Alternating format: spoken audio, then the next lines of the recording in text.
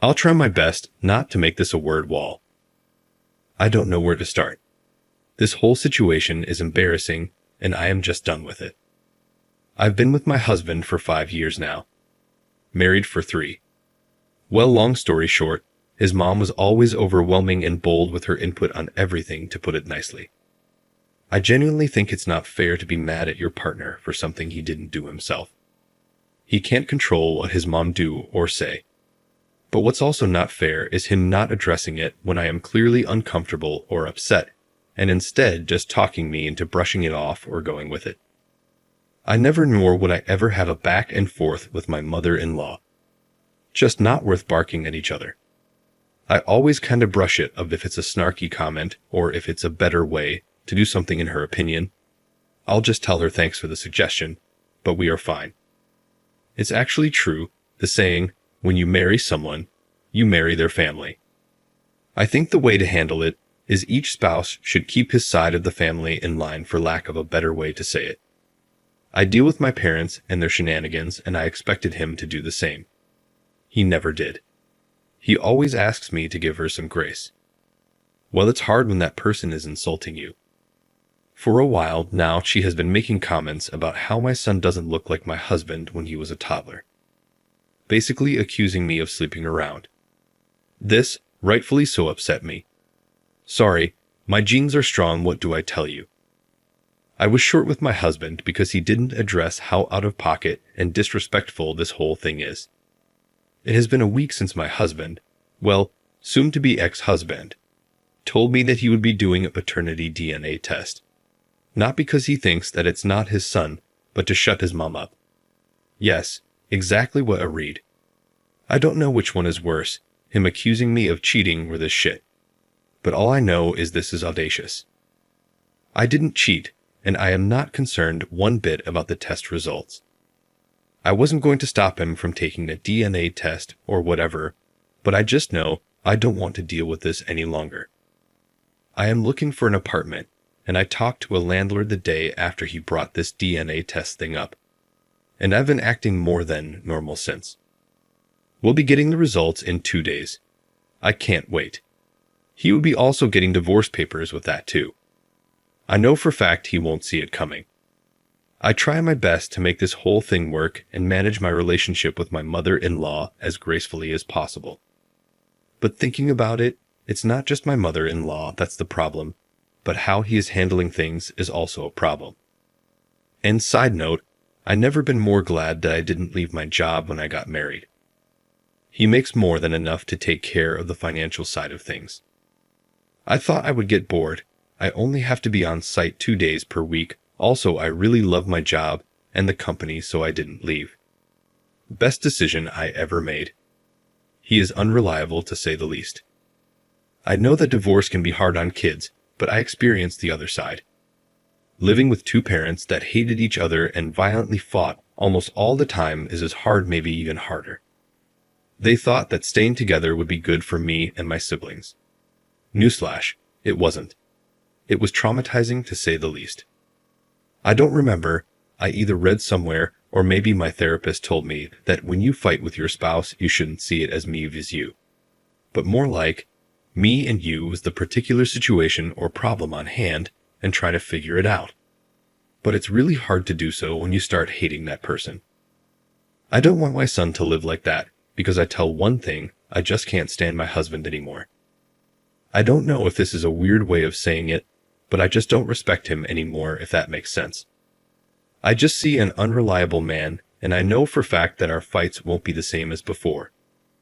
I would have said what a waste of 5 years, but I have a sweet and smart gremlin now, and having a child really pushes you to be better and to do better, so I can't complain. Update. The day he was supposed to receive the results, I called my father-in-law and invited them to come over that evening. He was working when he got the results. He sent them to me and told me he would talk to his mother to finally put this to rest. I informed him that I had already invited them for this evening, and I am just waiting for my apology before I leave. I asked that he come home so we can talk before they come over. He called, and I basically told him that this is not working for me anymore.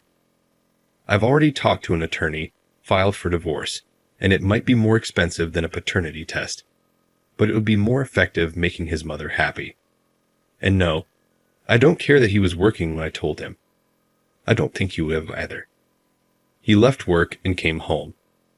Long story short, we had a spectacular fight. He said that I am not thinking about my son, and I am overreacting because it's not like he went behind my back.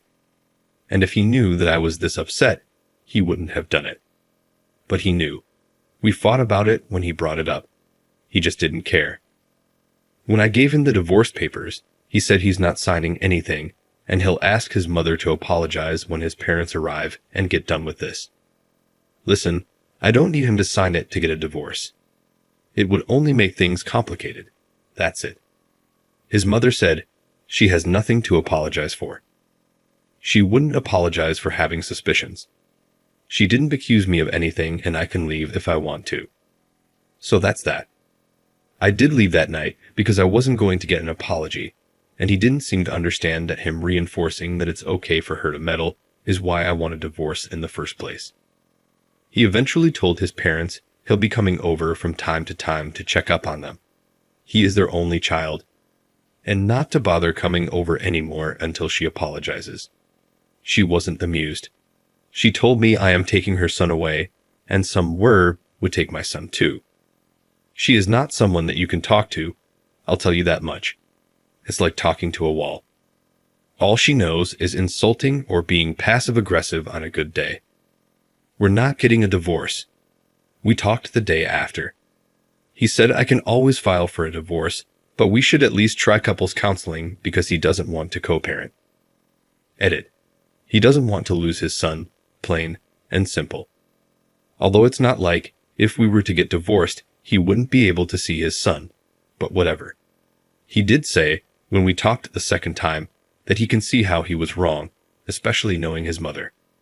He also mentioned that he'll just shut her down if she meddles this time. But what can I do with just words? I hope he can learn a thing or two on how to deal with his mother in counseling, because she is truly overwhelming. If counseling would help him understand that a couple means two people, not three, and our marriage is a bit crowded right now, that's enough for me. People saying that I am overreacting in my last post made me ask myself, do I actually want a divorce, or am I just mad? I wanted the divorce at the time. It seemed like the only solution.